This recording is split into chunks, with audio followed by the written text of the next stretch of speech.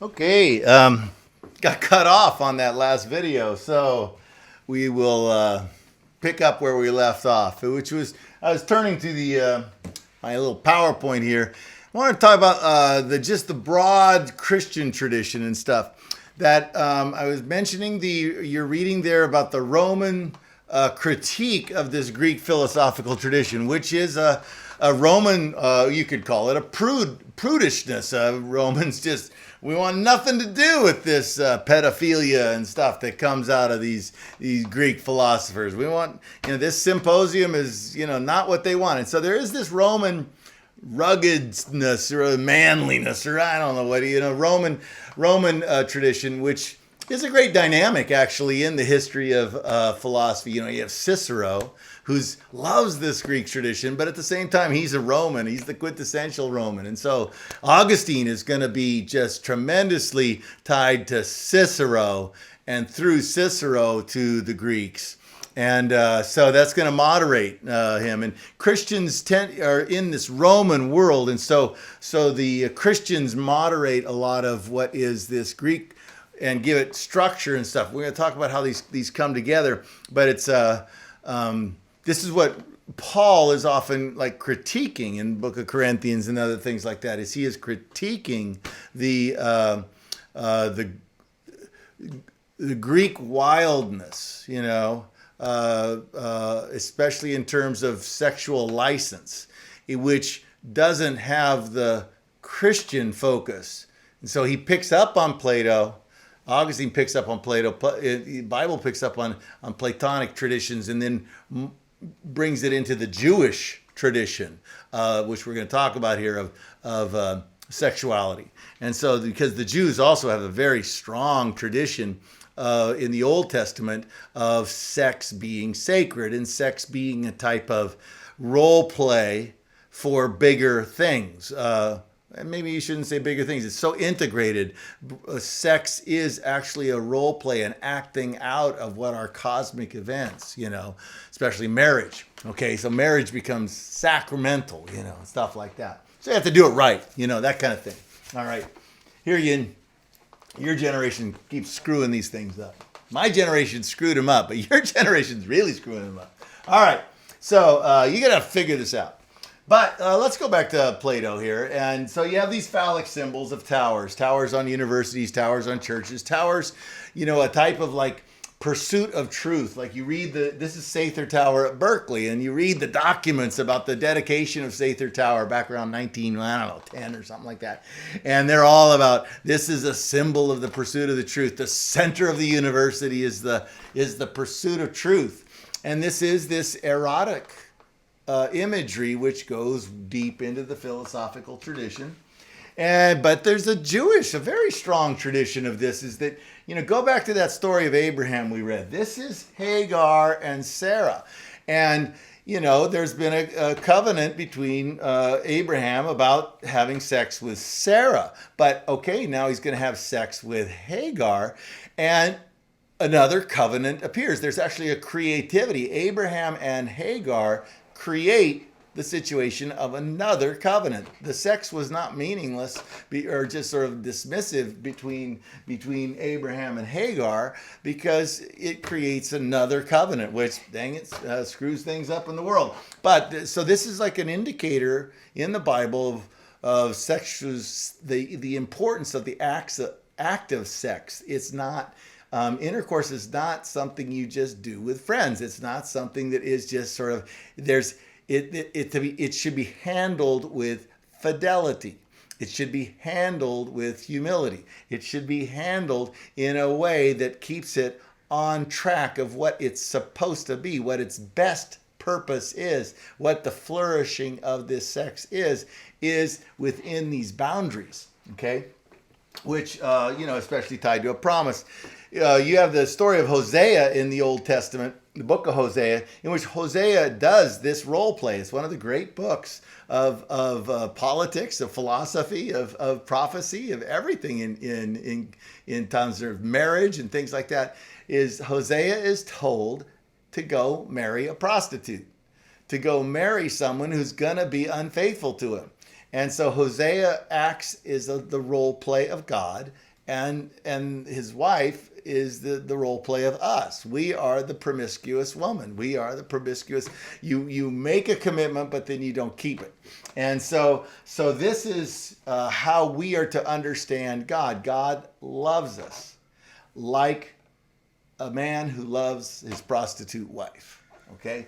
And so you see, the acting out of sex is so important, this whole sort of thing. And then you get these long traditions in the Roman, and going back to Aristotle and on into the New Testament, are these household rules. You know, how to run a household. Well, the house, eco, is nomos is the organizing, the order of the house, and ik, you stick the ik on the end, and it's the stuff of organizing households.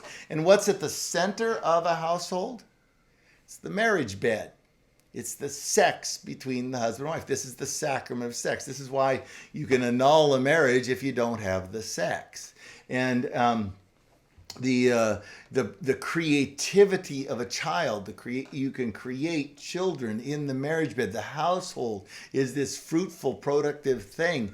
And that's, remember Diotima talks about this. Procreation is this just this amazing drive that humans have to procreate, which is this, it's our great duty is to create life and live life well, and this is part of our human flourishing, and so that's a big deal. This is a Rembrandt with the man and his Jewish wife, and then you have here's a household rule that's out of Ephesians. For the husband is the head of the wife, as Christ is the head of the church, his body, of which he is the Savior. So this body and connection of husband wife, there's something in it which is it's not egalitarian, because our relationship with God's not egalitarian.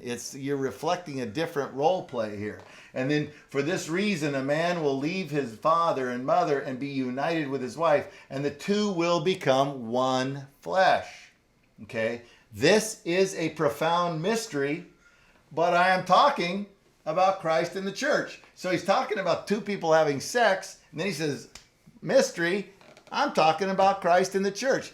It's all wrapped up together, you see. And so the Christian tradition really takes hold of the Platonic tradition there and puts it on a type of steroids, if you want to think it that way. It's like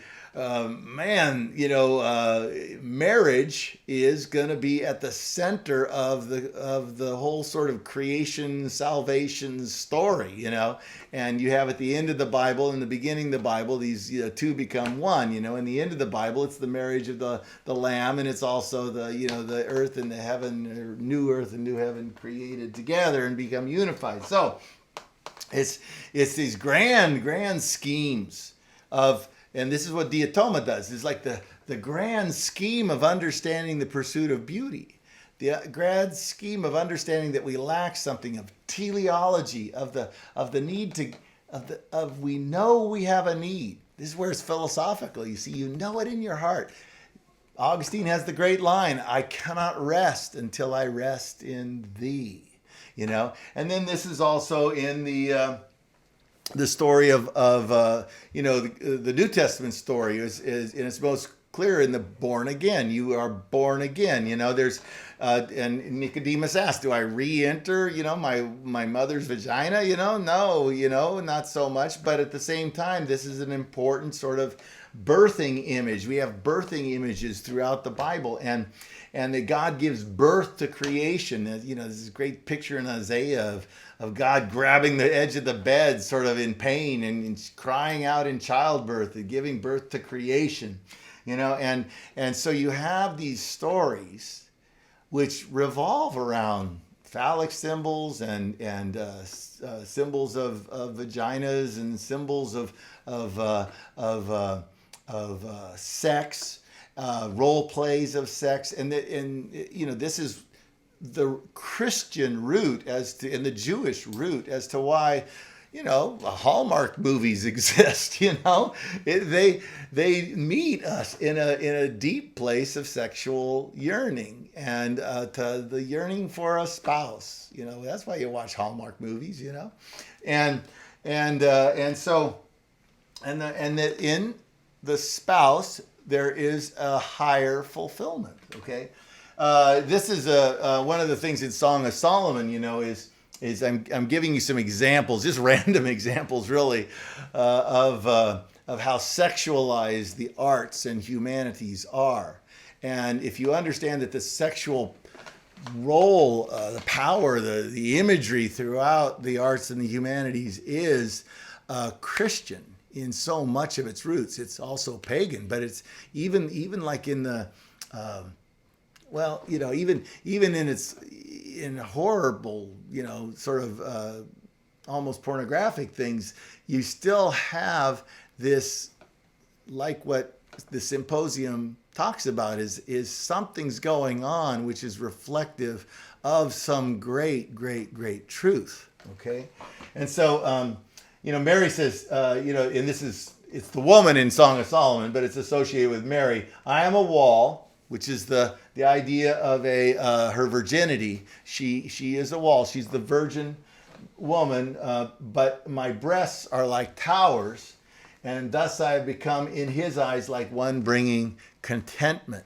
And so Mary becomes this sort of perfect spousal figure, not because she actually has sex, but because she is sort of beyond the human. She is the perfect heavenly sort of sex. But at the same time, her breasts are like towers. So a church architecture, one of the things about Western church architecture as it develops is this highly sexualized along these lines of Jewish literature, Christian literature, and Platonic literature.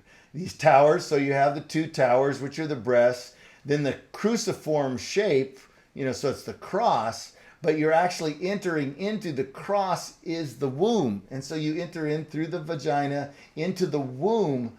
And so worship is happening inside of, what is a Mary type of figure, which is the human version of heaven as it will be.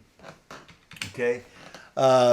This is one of the, you get the Trinitarian here, but the vagina, and then the twin towers there. And then this is Santa Barbara Mission. And in Santa Barbara, this is the mission described in Richard Henry Dana's 2 years before the Mass. It's a great description of a Mexican wedding, 1830, right at the beginning of 1836.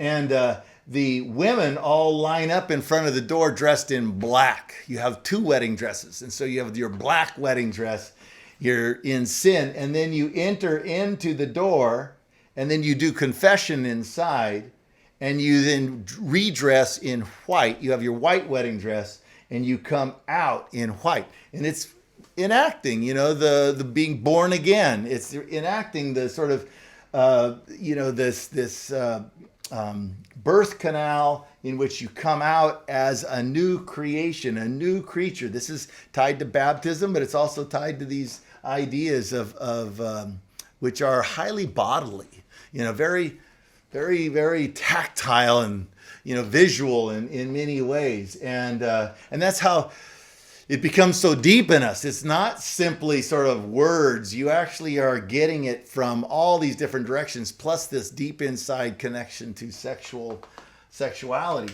Freud was, he tapped into some truths, but you gotta learn this in Sunday school. You don't have to read Freud. And so this Vienna idea of, how sex is so important, that's a deeply, deeply Christian and Jewish idea. And you see it also in Plato. This is Pepperdine, and I'll leave you with this as the last image. But you see these kinds of things everywhere. You have the cross and the tower. That's the phallic. Christ is the bride. Christ is the groom. So he's male. Christ over here, and then female is the church.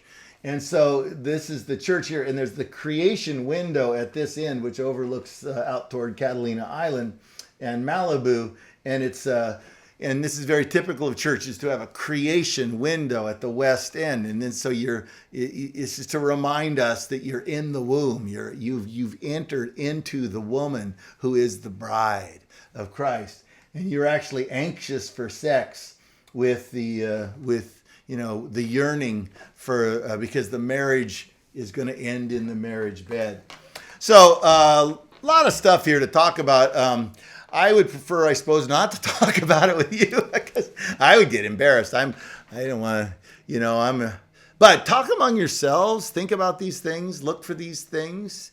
Read books on these things. It's a deep, deep, deep humanistic tradition.